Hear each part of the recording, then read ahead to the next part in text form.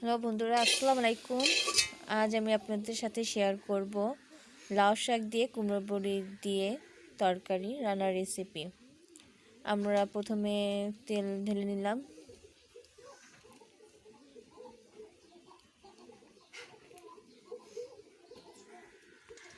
আমাদের তেলটা গরম হয়ে গিয়েছে। এখন আমরা কুমড়ো বড়িগুলো তেলের মধ্যে ভেজে নেব। আমরা ভাজা পর্যন্ত অপেক্ষা করি।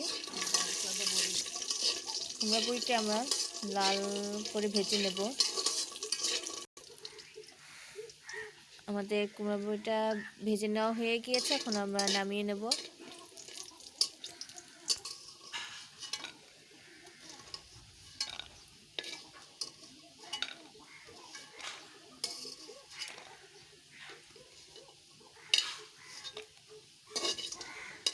তাড়াতাড়ি আনো।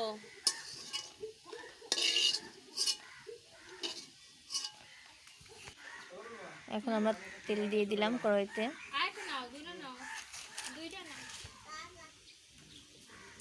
কি চিংড়ি মাছ দিয়ে দিলাম তেলের মধ্যে। পেঁয়াজ দিয়ে দিলাম। এখন আমরা লবণ দিয়ে দিলাম।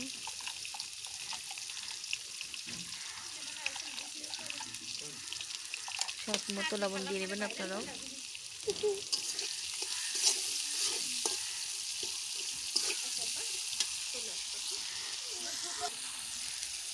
আমরা এর মধ্যে এখন কাঁচামরিচের ফাড়ি করে দিয়ে দিয়েছি কেটে।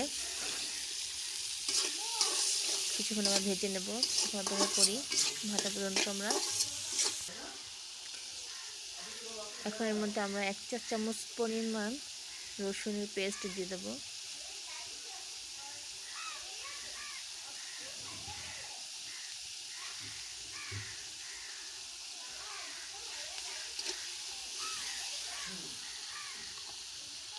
এখানে দিয়ে আমরা কিছুক্ষণ মিক্স করে নিচ্ছি পেঁয়াজ এবং চিংড়ি মাছ কাঁচামরিচের সাথে।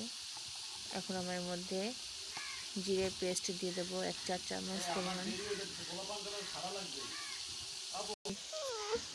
আমরা 1 চামচ এবং 2 চামচ পরিমাণ হলুদের গুঁড়ো দিয়েছি।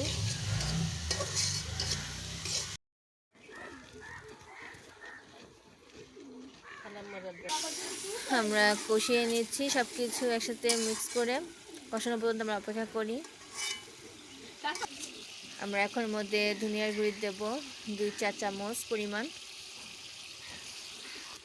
আমরা কষিয়ে নিচ্ছি। কষানো এখনো অনেকটা মনে হয় বাকি।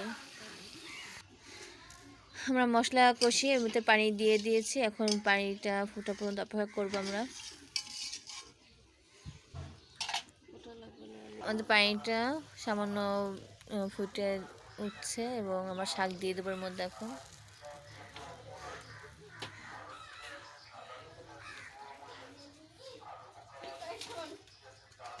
বন্ধুরা, আমার শাকগুলো দেওয়া হয়ে গিয়েছে। এখন আমরা হওয়া পর্যন্ত অপেক্ষা করব। আমি এখন ঢাকনাটা দিয়ে ঢেকে দিচ্ছি। বন্ধুরা, আমরা এর মধ্যে বড়িও দিয়ে দিয়েছি। এখন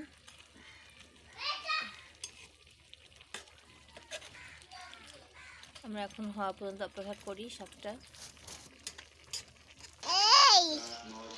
বন্ধুরা, আমার শাকটা রান্না হয়ে গিয়েছে।